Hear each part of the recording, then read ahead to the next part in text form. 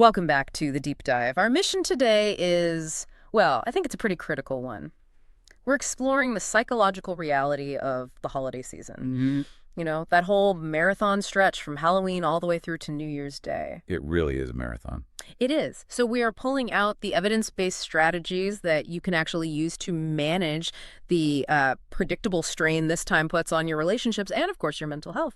And if you are feeling overwhelmed, it's not just you.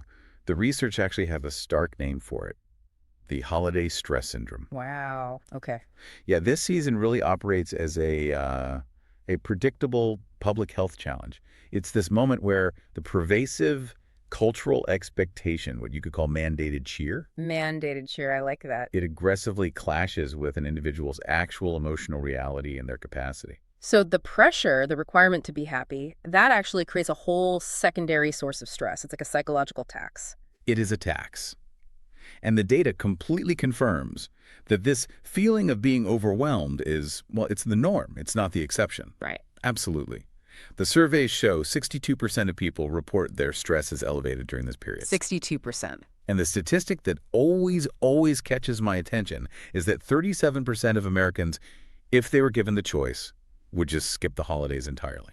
37%. That's almost 4 out of every 10 people you see in the grocery store line just wishing they were somewhere else. That really puts the whole pressure cooker into a real context. Okay, so let's unpack this. Let's start by diving into the primary, the quantifiable stressors that the research identifies. Okay. And I don't think this will surprise anyone, but money seems to be that constant friction point. It is. Financial pressure is consistently the leading indicator of distress. But what's fascinating is the duality of that stress. Right. It's like we see two sides of the same stressful coin here. So 58% of people cite not having enough money to spend, while 42% cite spending too much. It's a complete double bind, and it's heavily driven by this, societal pressure of consumerism that makes the holidays an economic An thing. economic imperative. And the cost, it extends way past December 31st. The adverse consequences, they turn into this really intense post-holiday financial anxiety. That feeling when you finally open the credit card bill in January. That's the one.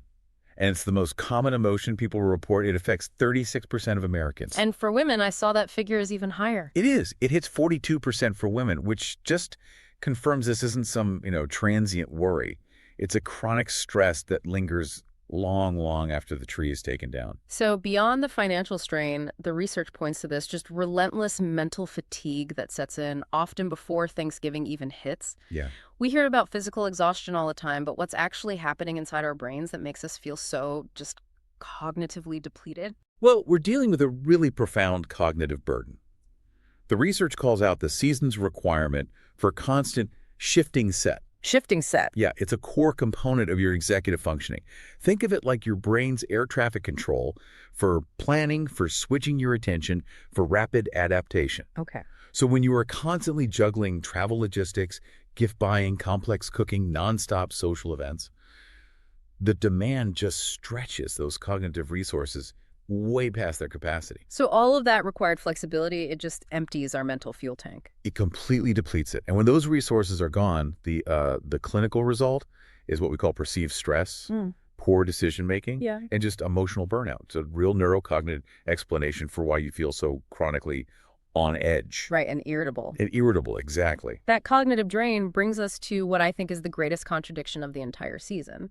The isolation paradox. The pressure to socialize is immense, but the research states that 61% of Americans report feelings of sadness or loneliness.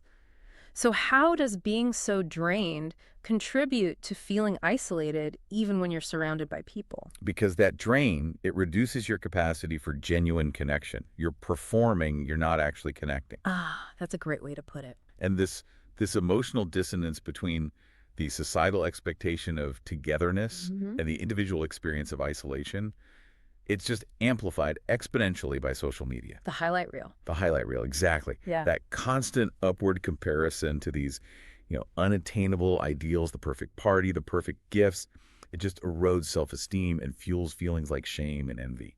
And we should probably make a clear distinction here between that transient sadness and something, potentially more serious. Huh? How do we differentiate the general holiday blues from, say, clinical depression that can come with the seasonal shift? That's a crucial distinction.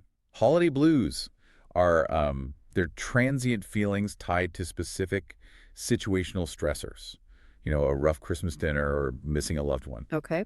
Seasonal affective disorder, or SAD, is a major depressive disorder with a seasonal pattern that is linked specifically and biologically to the decrease in daylight hours. So SAD is really driven by light changes, and it presents with very specific non-situational symptoms, like hypersomnia, so oversleeping, and craving carbs. That's correct. But, regardless of whether it's SAD or just general strain, that seasonal window absolutely heightens psychological vulnerability.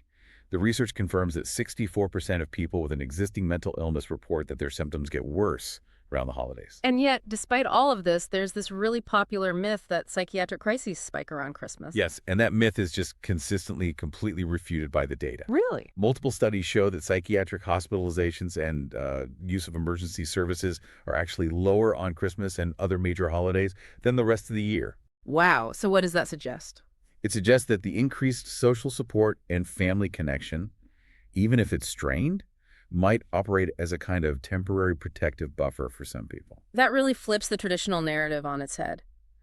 Okay, let's shift now to what the research accurately calls the crucible of family gatherings. For crucible, yes. Relational dynamics. I mean, nearly 2/3 of married people feel their partner contributes to their holiday stress. That's a huge number. And about 14% say they question their relationship more during this time. Where does all this relational tension come from? Well, the tension arises from a few key places. First, conflicting expectations, about traditions, budgets, how time is split between families. These are constant friction points. Sure. Then you have the immense emotional weight of grief and loss. 47% of people cite missing a loved one who's absent or has passed away as a major source of their holiday stress, because the pressure to celebrate just highlights that absence.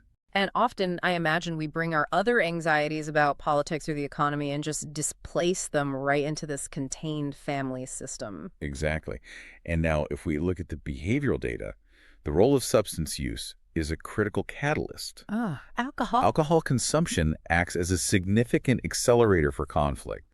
It impairs judgment and it increases emotional volatility right when pre-existing tensions are already sky high. The behavioral data here is pretty stark, isn't it? It is. The research shows that on New Year's Day specifically, there are significant increases in incidents of partner maltreatment and alcohol-related self-harm. Wow. And these often involve individuals who reported drinking in the hours right beforehand. That combination of mandatory togetherness and impaired judgment is just profoundly volatile. And the literature also forces us to look at the ripple effect of all this stress on the smallest members of the system, the children. Yes. They're so sensitive to parental stress and routine disruption, even if they don't consciously know what's happening. Children are like sponges for environmental shifts. Stress in kids often manifests very differently. It can look like increased clinginess, severe mood swings, physical complaints like stomach aches, Right. or just emotional dysregulation because their secure base feels unsettled. And this vulnerability is just compounded by the acute financial stress on low-income parents who are trying desperately to meet their children's expensive gift expectations. But, the holiday season isn't only about strain. We have to balance this by noting that the research does confirm positive family dynamics, too. Absolutely. The key benefit is genuine connection. When it happens, the enactment of family rituals, whether that's a specific recipe you make or a yearly custom, is shown to boost closeness and enjoyment. That makes sense. And furthermore, nostalgia itself plays this really powerful therapeutic role. Reflecting on warm past memories can serve as a psychological substitute for connection. It can reduce loneliness and affirm social bonds, especially when you're dealing with absence or loss. That's a powerful insight how memory can actually protect us. So let's pivot now. Let's move from identifying the problems to the evidence-based solutions for individuals and for couples. What does the research recommend for preparing proactively against all this strain we've just detailed? The toolkit is actually quite robust. For couples dealing with relational distress, the research validates well-established treatments like emotionally focused therapy, Okay. which focuses on identifying and strengthening your core attachment needs and your emotional security. And then there are other established methods that focus on behavioral and cognitive change. And what about for that, instantaneous volatile conflict, that 15-minute argument that just ruins an entire evening? Are there micro interventions that can work? Encouragingly, yes. Very brief interventions, I'm talking under 15 minutes, show really strong results. One of the key strategies is known as attributional reframing. Okay, wait. Attributional reframing. What is that exactly? How does that work in a real argument? It's a quick way to tackle conflict. It teaches you to challenge your negative assumptions and try to assume positive intent, even when you're frustrated. So instead of immediately thinking your partner is late because they don't care. Right. Instead of attributing it to malice or disregard, you reframe the attribution to external factors like, oh, there must have been heavy traffic or an unexpected obstacle at work. This simple shift can reduce the emotional intensity and stop that coercive conflict from escalating. That makes perfect sense. What about for individual stress and, managing those huge expectations? That's where established techniques like cognitive behavioral therapy, or CBT, really shine. CBT helps you challenge perfectionism. It helps you identify those overwhelming thoughts like, my celebration must look like a magazine shoot. And then it helps you set attainable goals instead. Okay. And we also see the power of acceptance and commitment therapy, or ACT, for psychological flexibility. ACT encourages mindfulness and just accepting difficult feelings like guilt or sadness without fighting them. So if we can't get into therapy tomorrow, what are the most practical, tangible strategies that a listener can apply right now? The research validates 3 key areas. First, boundary setting. Always a tough one. It is, but it's critical. Yeah. Boundaries have to be defined based on your own self-knowledge, then communicated clearly and politely, and finally reinforced with self-compassion. This is a validated strategy to reduce overall stress by just defining what you can and cannot take on. Okay. What about the physical side of it? We talked about fatigue and that feeling of being constantly on edge. Second, prioritize your physiological integrity. Holiday stress throws off the HPA axis. That's your body's central stress response system that controls cortisol. Ah, okay. And that dysregulation is why your stress hormones can delay sleep onset. You have to prioritize consistent sleep aim for 7 to 9 hours and maintain your routine to prevent that system from constantly firing. So fighting for your sleep is crucial. It's absolutely crucial. And finally, to combat that mindless consumption of gifts, food, spending, all the things driven by anxiety. Third, use mindful consumption. Mindfulness helps combat those automatic behaviors, both overeating and frivolous spending. By making deliberate choices and practicing things like mindful eating, you tune into your internal cues and you align your behaviors with your core life priorities, not with obligation or anxiety.